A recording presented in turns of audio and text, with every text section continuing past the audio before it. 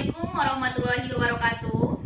Alhamdulillahirabbil alamin. Puji syukur Tuhan Yang Maha Esa yang mana telah memberikan rahmat untuk kita, masih rahmat untuk kelompok kami untuk bisa menampilkan hasil presentasi kami pada hari ini, yang mana merupakan laporan tugas akhir makalah observasi yang kami lakukan di toko Mama yang beralamatkan di Tarusan, Pariaman.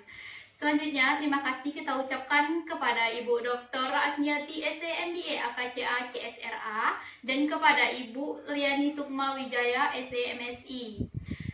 Dan selanjutnya, kami beranggotakan 3 orang. Yang pertama, saya sendiri, Osi Desima Guspita, BP 1911006. Yang kedua, ada teman kami, Sisri Litia, BP 1911015.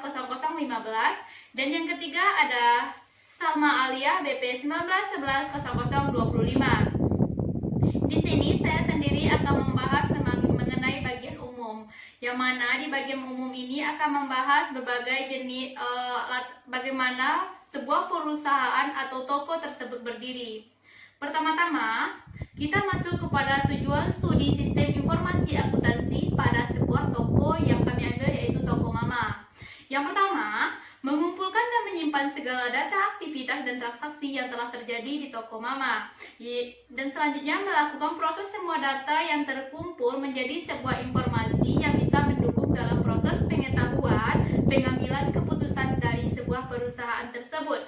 Yang ketiga, dengan adanya CCTV dapat dilakukan kontrol terhadap semua barang dan aset sehingga barang dan aset tersebut bisa aman. Pada di bagian 1.2 kita akan membahas mengenai latar belakang sebuah toko Mama ini. Yang pertama, toko Mama berdiri pada tahun 2010, didirikan oleh seorang pengusaha muda wanita yang bernama Amanda Intan Mutiara, panggilannya Kak Ain, atau yang sekarang masih berkuliah di YPTK UPI Padang dengan jurusan S1 Sistem Informasi. Namun sekarang beliau juga akan menamatkan studinya sekitar bulan September besok. Beliau akan wisuda. Yang kakak ini sebelumnya mendirikan toko ini, sebelum dia mendirikan toko dia pernah merantau, dan di saat dia merantau dia berpikiranlah untuk pulang kampung, karena tidak selamanya di rantau kita itu akan sukses. Pulanglah dia ke kampung dan akhirnya dia mendirikan sebuah toko kecil yang dia jual beraneka ragam kebutuhan pokok masyarakat, yang tokonya itu masih ngontrak. Dan selanjutnya yaitu yang statusnya toko itu juga masih sewa, memiliki sendiri namun yang dijual sudah lengkap di toko tersebut. Tetapi beliau tetap semangat untuk mengembangkan usaha beliau, sehingga tahun 2017 beliau bisa mendirikan tanpa sewa toko ini yang beralamatkan di pesisir selatan Kecamatan Koto 9 Tarusan. Karena tokonya berkembang pesat, maka dirikanlah cabang kedua. Dan cabang kedua itu alhamdulillah juga berjalan dengan lancar, kata kakak tadi, sehingga dia juga bisa mendirikan cabang ketiga yang diadakan di pasar. Cabang pertama beralamatkan di Tarusan, cabang kedua beralamatkan di Pasar Tarusan, dan cabang ketiga beralamatkan di Pariaman. Selanjutnya, toko ketiga tidak kalah lengkap dengan toko pertama dan kedua.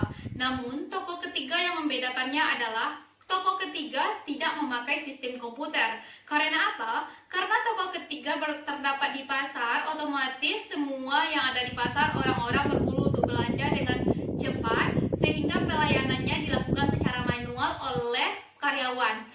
Dan selanjutnya kita bahas mengenai jumlah karyawan yang terdapat di toko Mama. Yang pertama, di cabang pertama ada 8 orang karyawan, yang mana karyawannya kerjanya per shift. Shift pertama 4 orang, yang mana ditempatkan dari jam 7 pagi sampai jam 7 malam. Dan shift kedua ditempatkan pada malam hari, yang mulai dari jam 7 berakhirnya shift pertama tadi, masuklah shift kedua sampai dengan jam 11 malam. Begitulah seterusnya rolling-rollingnya karyawan dari toko Mama tersebut. Sedangkan di toko kedua juga terdapat 8 karyawan, yang mana karyawannya tersebut juga terlalu sistem yang pertama tadi.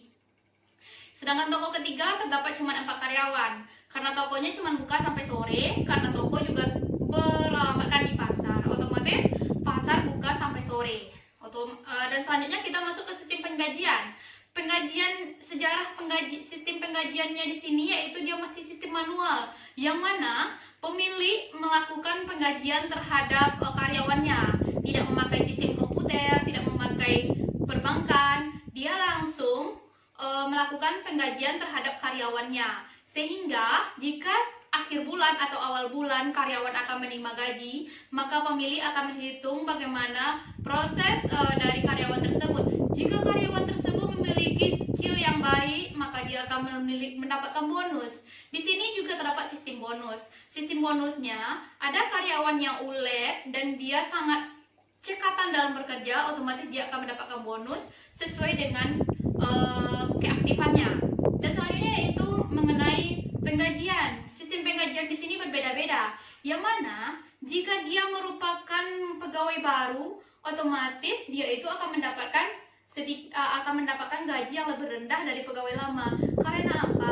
Karena dia juga baru beradaptasi dengan toko tersebut. Dan selanjutnya, karena latar belakang sudah kita bahas, di sini ada sedikit dokumentasinya dari kami. Ini pasar toko mama Tarusan cabang 2, dan ini toko mama Tarusan cabang pertama, dan ini toko mama yang beralamatkan di pasar. Dan inilah keadaan di dalam toko serta bagaimana perlengkapan yang dijual di toko tersebut.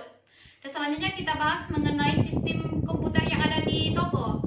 Sistem komputer yang ada di toko, yang pertama di kasir cuma ada satu komputer. Yang kedua, sebelumnya kita masuk yang pertama yaitu bagian organisasi dan uraian tugas di toko mama. Yang mana di toko mama strukturnya sangatlah simple. Kenapa dibilang simple?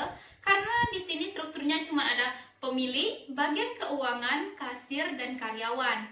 Pemilik dari toko mama ini adalah pengusaha muda tadi, yaitu Aka Ananda Intan Mutiara, yang sekaligus manajer, jadi dia yang menghandle sendiri tokonya. Yang kedua ada bagian akuntansi yang tugasnya melakukan pencatatan uang masuk, uang keluar, serta pencatatan yang didapat pada setiap minggunya. Yang ketiga ada bagian karyawan. Bagian karyawan dibagi-bagi juga, ada bagian karyawan bagian gudang, karyawan bagian pramuniaga. Disinilah nanti karyawan-karyawan ini bekerja, yang mana kalau di gudang dia itu menginfokan tentang jumlah barang yang tersedia atau jumlah barang yang telah habis, dan sedangkan yang pramuniaganya nanti menata barang yang ada di rak dan melayani konsumen dengan sebaik mungkin. Yang keempat ada bagian pramuniaga yang bertugas untuk yang keempat ada kasir.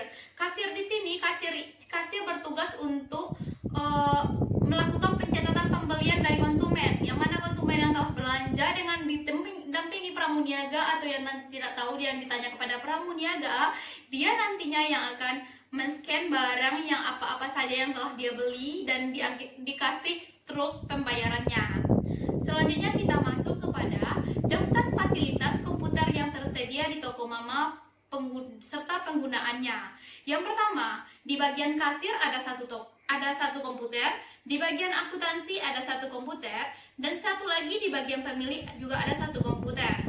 Jadi komputer yang tersedia di toko mama ada 3 komputer dengan fungsi yang berbeda-beda. Komputer satu yang di bagian kasir berfungsi dipergunakan untuk melakukan transaksi pembelian atau transaksi pembayaran oleh konsumen kepada penjual. Otomatis di sana dicatat semuanya, apapun yang dibeli oleh konsumen dan apa yang dijual oleh penjual tadi, sehingga jumlah barang yang tersedia dan jumlah barang yang sudah tidak tersedia bisa dilihat dari komputer kasir.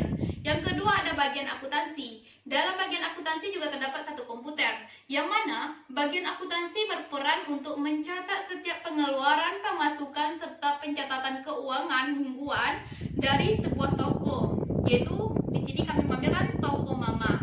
Dan selanjutnya tidak hanya komputer, di sini juga terdapat CCTV, yang mana CCTV berguna untuk menjaga keamanan sebuah toko. CCTV ditempatkan di berbagai tempat, ada di gudang, di bagian keuangan, di kasir, dan di seluruh penjuru itu dikasih CCTV, sehingga insya Allah toko akan terasa nyaman, kata hasil dari wawancara yang kami dapat dari kakak tersebut. Dan selanjutnya kita akan membahas mengenai implementasi sistem informasi di toko mama. Di toko mama sudah memakai sistem berbasis akuntansi walaupun cuma di salah satu toko, sehingga telah mudah pemilik toko yang melakukan pengecekan dan pegawai toko dengan mudah melakukan pencatatan. Tidak ada keteteran, tidak ada keterlambatan, dan tidak ada risiko kehilangan data, sehingga apapun yang dicatat, apa yang diperoleh bisa disimpan secara rapi di dalam file. Perkembangan dan juga dengan adanya akuntansi, dengan adanya sistem akuntansi ini akan memudahkan toko untuk bersaing di pasaran bebas dan mengikuti perkembangan sehingga toko bisa bersaing di era digital sekarang ini. Yang selanjutnya kita masuk kepada keterangan laporan yang dihasilkan. Di sini kami memperoleh informasi dari kakak tersebut bahwasannya toko mama memakai laporan sistemnya mingguan, yang mana nantinya di bagian akuntansi database kasnya, dan lalu adanya catatan laporan kas mingguannya, yang selanjutnya adanya laporan kas mingguan lagi, dan di pemilik nanti ada laporan kas mingguan. Otomatis dari bagian akuntansi ke pemilik melaporkan kasnya itu secara mingguan, sehingga pemilik bisa mengetahui berapa keuntungan yang diperoleh dalam seminggu, ataupun Allah walam nanti terjadinya atau kerugian per minggunya, sehingga bisa pemilik mengatasinya. Seperti datanya juga disampaikan seperti disampaikan ini. Dan selanjutnya yaitu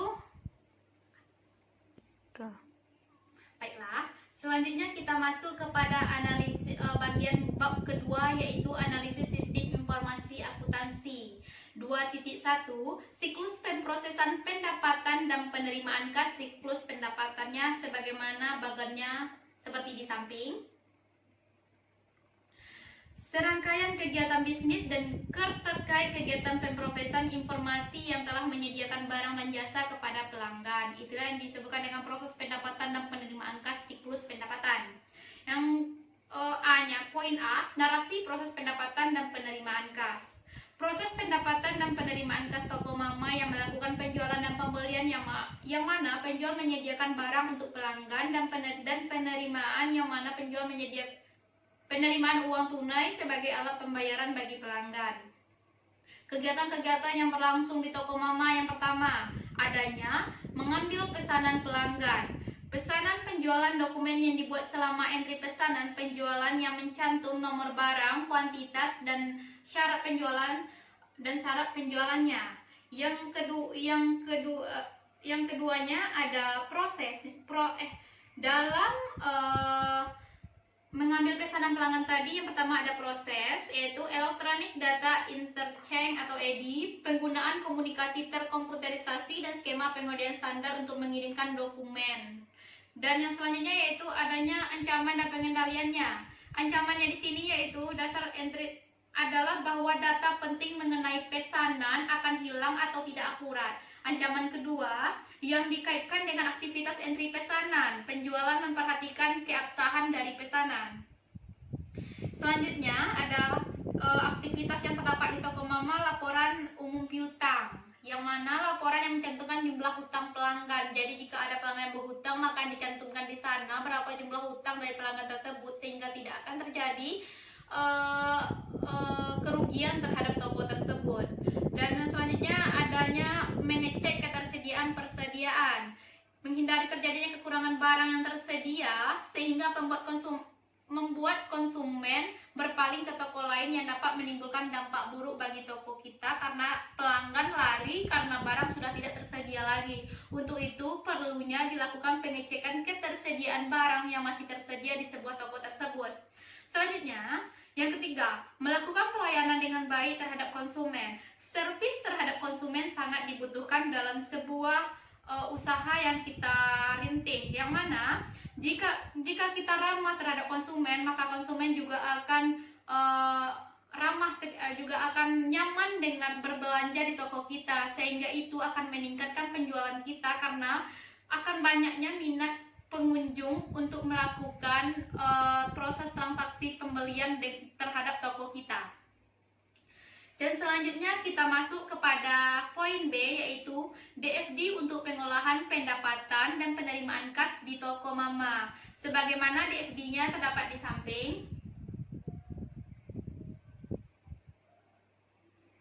Yang selanjutnya, dokumen diagram di DFD ini akan adanya nanti sistem pendapatan toko mama di lingkarannya, yang akan nanti dari pelanggan, dari sistem pendapatan toko mama barang diterima pelanggan, dan bagian penjualan from permintaannya dimasukkan kembali ke sistem pendapatannya, serta di bagian penjualan kita masukkan kwitansi. Dan selanjutnya itu kita masuk kepada laporan penjualan. Laporan penjualannya nanti kita masukkan kepada pemilik. Karena di toko ini tidak memakai manajer, otomatis laporan penjualannya langsung kepada pemilik. Dan bagian produksi nanti akan sistem pendapatan toko nanti akan melakukan pembuatan jurnal dan dimasukkan ke dalam bagian produksi.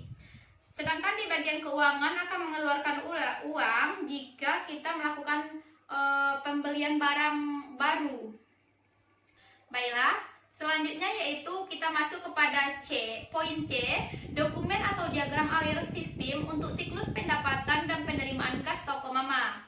Diagram alir sistem untuk siklus pendapatan ini seperti gambar di samping, yang mana berawal dari pelanggan, memulai langsung masuk kepada melakukan pembayaran, dan selanjutnya akan memperoleh data pembayaran, masuk lagi ke kasir akan menerima lagi data pembayaran atau uang, dan membuat laporan penerimaan kas atau yang disingkat dengan LPK, dan selanjutnya LPK akan dikasih kepada bagian laporan penerimaan kas akan dimasukkan kepada bagian akuntansi. Di bagian akuntansi nanti akan membuat laporan penjualan tunai. Dalam siap membuat laporan penjualan tunai akan adanya nanti file laporan penjualan tunai, sehingga nanti pemilih akan memperoleh juga laporan penjualan tunai, dan akhirnya siklus berakhir dengan selesai sehingga siklusnya berjalan dengan lancar. Poin D, diagram proses bisnis siklus pendapatan dan penerimaan kas toko mama. Sebagaimana diagram proses bisnisnya ada seperti gambar di samping, yang dimulai dari penjual membeli barang dari supplier. Akhirnya, barang disimpan di dalam gudang, sebagian barang dipindahkan ke toko. Karena barang sudah dipindahkan ke toko, akhirnya stok barang ada dengan tanda tanya. Penjual melakukan transaksi dengan konsumen. Akhirnya transaksi sukses atau berhasil. Barang dikeluarkan penjual dan akhirnya barang diambil oleh konsumen sehingga transaksi berakhir. Maka selesailah proses bisnis yang dilakukan di siklus pendapatan dan penerimaan kas di toko mama. Selanjutnya, kelemahan dan pengendalian internal pendapatan dan penerimaan kas di toko mama. Yang pertama ada kelemahannya yang melakukan 6 elemen visi. Yang pertama, lingkungan pengendaliannya. Lingkungan pengendalian menetapkan corak suatu organisasi mempengaruhi kesadaran pengendalian orang-orang. Lingkungan pengendalian merupakan dasar untuk semua komponen pengendalian, yang mana menyediakan disiplin dan struktur. Lingkungan menyediakan arahan bagi organisasi yang mempengaruhi kesadaran, sehingga dengan adanya pengendalian lingkungan, dengan tidak adanya pengendalian lingkungan pengendalian, maka sebuah sistem toko tidak akan berjalan dengan lancar.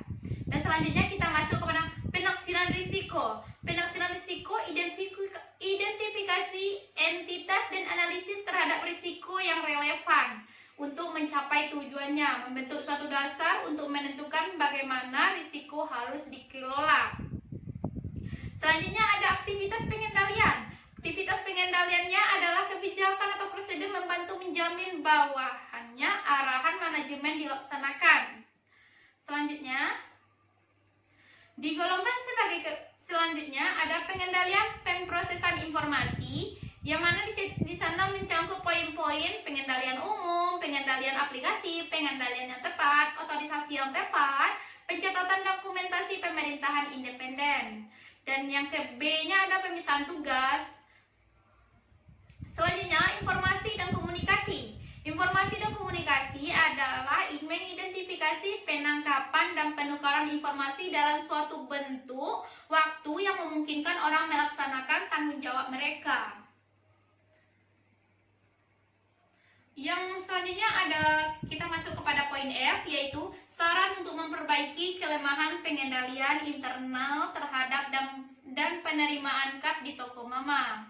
Yang pertama ada lingkungan pengendaliannya. Cara memperbaiki kelemahan pada lingkungan pengendalian ini adalah dengan memperbaiki faktor dan pengaruh di dalam lingkungan pengendalian, antara lain integritas dan nilai etik, komitmen terhadap kompetensi, dewan direksi dan komitmen audit, gaya manajemen dan gaya operasi. Dan selanjutnya itu kita masuk kepada saran bagaimana yang kita lakukan kepada penaksiran risiko, yaitu cara memperbaiki kelemahan dengan cara membentuk suatu dasar untuk menentukan bagaimana risiko harus dikelola. Penentuan risiko, tujuan laporan keuangannya adalah identifikasi organisasi, analisis dan manajemen risiko yang berkaitan dengan pembuatan laporan keuangan yang disajikan sesuai dengan standarnya. Dan selanjutnya itu aktivitas pengendalian. Bagaimana sih sarannya agar aktivitas pengendaliannya bisa berjalan dengan lancar? Aktivitas pengendalian yang mungkin relevan dengan audit dapat digolongkan sebagai kebijakan dan prosedur yang berkaitan dengan review terhadap kinerja, pengolahan informasi, pengendalian fisik, dan pemisahan tugasnya. Yang selanjutnya itu informasi dan komunikasi. Sarannya, bagaimana sih sistem informasi dan komunikasinya bisa baik? Yaitu dalam pelaporan keuangan yang meliputi sistem akuntansi yang berisi metode untuk mengidentifikasi, penggabungan, menganalisa, mengklasifikasi, mencatat dan melaporkan transaksi, serta menjaga akuntabilitas aset dengan wajib. Dan selanjutnya itu pemantauan atau monitoring. Di sini proses dilaksanakan melalui kegiatan yang berlangsung secara terus-menerus, evaluasi secara terpisah atau dengan berbagai kombinasinya. Poin selanjutnya yaitu rancangan sistem akuntansi pendapatan dan penerimaan kas yang sesuai dengan pengendalian intern yang memadai, yaitu dokumen atau diagram alir sistem untuk siklus pendapatan dan penerimaan kasnya. Jadi rancangan yang sesuai dengan pengendalian intern atau adalah diagram alir sistem, karena suatu meliputi struktur toko, metode, ukuran yang dikoordinasikan untuk menjaga keseimbangan penerimaan saldo toko, sehingga saldo toko yang dihasilkan balance dengan pengeluaran toko. Assalamualaikum warahmatullahi wabarakatuh. Saya Salma Alia, BP 19110025. Saya akan menjelaskan materi selanjutnya, yaitu siklus pembelian dan pengeluaran kas. Baiklah, yang pertama yaitu narasi pemrosesan pembelian dan pengeluaran kas. Di sini dilihat dari gambar diagram konteksnya, siklus pengeluaran dibagi beberapa macam yaitu siklus pendapatan, penilaian persediaan, berbagai departemen, siklus produksi, sistem buku besar dan pelaporannya, ada juga faktur barang dan jasanya, ada pembelian, pemesanan pembelian, pembayaran dan pemasok juga. Jadi tujuan utama dari gambar diagram tersebut adalah untuk meminimalkan total biaya perolehan dan pemeliharaan, persediaan, pelengkapan, dan berbagai layanan yang diperlukan perusahaan untuk berfungsi. Jadi terdiri dari 4 aktivitas dalam siklus tersebut, yaitu yang pertama memesan bahan baku pelengkapan. Terdiri dari yaitu proses economic order quantity, yaitu ukuran pesanan optimal untuk meminimalkan jumlah biaya pesanan, penyimpanan atau kehabisan stok. Yang kedua, proses selanjutnya reorder point atau titik pemesanan ulang. Jadi untuk menentukan tingkat yang mana saldo persediaan dari suatu barang harus berada sebelum pesanan untuk mengisi stok dimulai. Yang ketiga prosesnya yaitu material requirement planning atau disingkat MRP. yaitu sebuah pendekatan untuk manajemen persediaan yang berupaya untuk mengurangi tingkat persediaan yang dibutuhkan dengan meningkatnya akurasi teknik perkiraan untuk menjadwalkan pembelian yang lebih baik guna memenuhi kebutuhan produksi. Yaitu proses selanjutnya, sistem persediaan just in time, atau yang disingkat JIT, sebuah sistem yang menimbulkan atau mengeliminasi persediaan secara virtual dengan membeli dan memproduksi barang hanya sebagai respon terhadap penjualan aktual, bukannya yang diperkirakan. Yang kedua, aktivitas selanjutnya yaitu menerima bahan baku perlengkapan. Jadi di dalam penerimaan ini terdapat proses yaitu laporan penerimaan atau receiving report, atau sebuah dokumen yang mencatat detail setiap pengiriman termasuk tanggal diterima, pengirim, pemasok, dan kuantitas yang diterima. Yaitu selanjutnya prosesnya memo debit, yaitu sebuah dokumen yang digunakan untuk mencatat pengurangan terhadap saldo yang harus dibayar ke pemasok. Yang ketiga, aktivitasnya yaitu menyetujui faktur pemasok. Jadi prosesnya ini di dalamnya yaitu proses paket voucher, yaitu seperangkat dokumen yang digunakan untuk mengotorisasi pembayaran kepada pemasok. Ini terdiri dari pesanan pembelian, laporan penerimaan, dan faktur pemasokan. Yaitu proses selanjutnya yaitu sistem non-voucher, yaitu ialah sebuah metode untuk memproses utang yang tiap-tiap fakturnya disetujui untuk diposting ke catatan pemasok individual dalam file utang, kemudian disimpan dalam file faktur terbuka.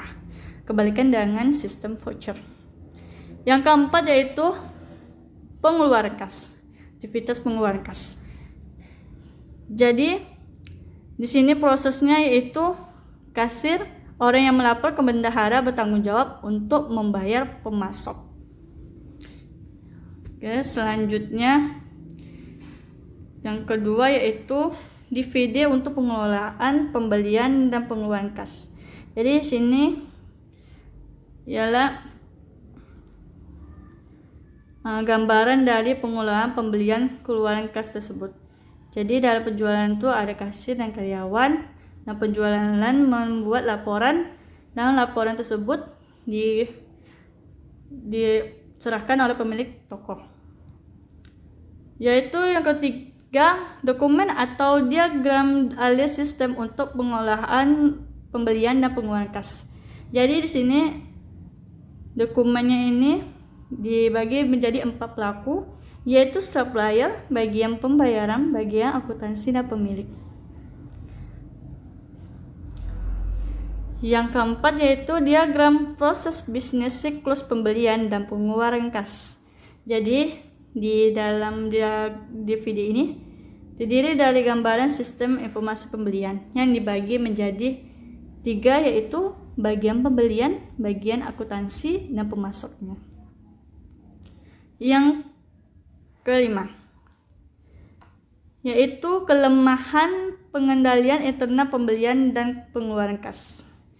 Jadi yang pertama, kelemahannya yaitu terjadi kekeliruan dalam memesan barang karena adanya pesanan barang yang belum ditentukan atau belum memesan barang yang berlebihan tidak sesuai dengan kebutuhan. Jadi apabila terjadi, maka akan mengakibatkan perusahaan harus menanggung biaya ekstra untuk penyimpanan barang, dan akan terjadi dana perusahaan akan mengendap berupa barang yang dalam persediaan atau mengurangi likuiditas perusahaan. Yang kedua, kelemahannya bisa saja terjadi barang yang sudah dipesan ternyata tidak pernah diterima atau barang yang diterima sering terjadi kelambatan. Jadi dapat membuat perusahaan akan merugi. Jadi jika sampai barangnya laris ternyata habis, dan akan membuat perusahaan akan kehilangan peluang untuk memenuhi permintaan konsumen. Yang ketiga, kelemahannya yaitu terjadinya faktur fiktif atau dokumen pendukung lainnya. Jadi faktor fiktif ini akan merugikan perusahaan karena perusahaan bisa mengeluarkan untuk faktor fiktif tersebut. Jadi bagaimana faktor fiktif ini bisa terjadi ke sebuah organisasi? Karena adanya pasti ya kecurangan atau pengendalian yang kurang baik di internal perusahaan. Yang keempat yaitu kelemahannya terjadinya persediaan yang sudah kadaluarsa atau outdated. Jadi persediaan yang sudah kadaluarsa di gudang sebenarnya hanya menghabiskan spek gudang. Jadi karena menyimpan barang yang sudah kadaluarsa akan menimbulkan suatu masalah. Jadi karena itu barang yang sudah kadaluarsa sebaiknya segera dijual atau kalau tidak bisa dijual jadi dicatat dan menjadi kerugian. Yang kelima kelemahannya terjadinya faktur dari pemasok yang legal tetapi informasi yang dalam faktur tidak benar atau kurang kontrol. Jadi contohnya sebagai ini, badannya salah catat atau salah hitung. Dalam faktur juga terjadi kesalahan kode barang dalam faktur. Jadi kesalahan dalam faktur ini dapat mengakibatkan proses penagihan, ditagih terlalu besar atau terlalu kecil dari utang yang seharusnya.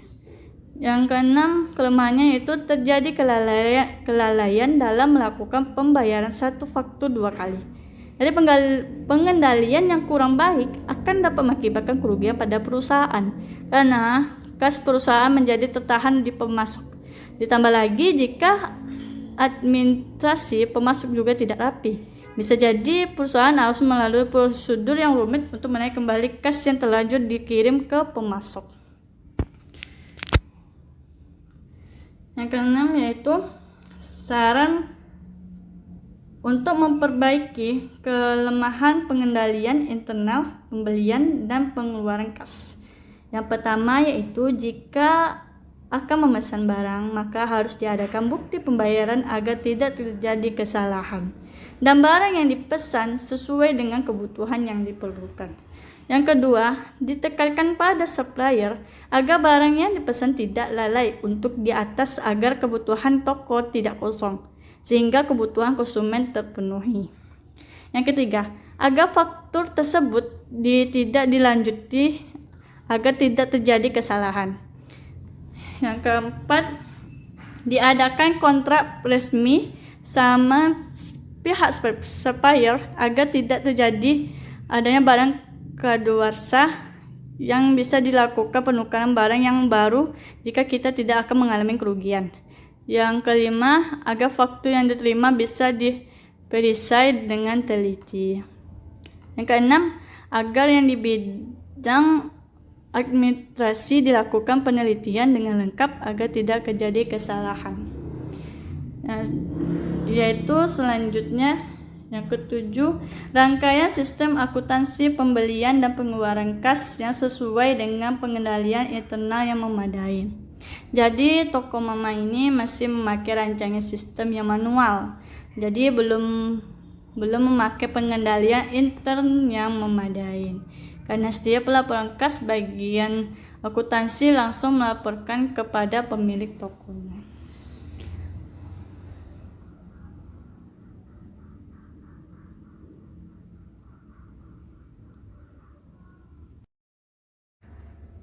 Sekian materi yang saya sampaikan. Selanjutnya materi akan dijelaskan oleh Sistri Liditya. Assalamualaikum warahmatullahi wabarakatuh. Perkenalkan, nama saya Sistri Liditya, BP 19110015. Kajian adalah aktivitas bisnis sambil ulang dan pemesan data efektif dalam kinerja. Si pemrosesan penggajian. Sistem memakai sistem manual, yang mana gaji karyawan langsung dibayar langsung oleh pemilik toko. Tidak dipakai sistem akuntansi, tetapi ada bonus yang ia dapat jika ulet bekerja. Gaji antara pegawai yaitu sangat berbeda, yang baru dan yang lama. Gaji pegawai yang baru yaitu Rp700.000 dan makan disediakan oleh pemilik toko. tetapi gaji yang sudah Warahmatullahi wabarakatuh. Sekianlah hasil laporan yang dapat kami sampaikan dari kelompok 7. Terlebih dan terkurang kami mohon maaf. Wassalamualaikum warahmatullahi wabarakatuh. Waalaikumsalam.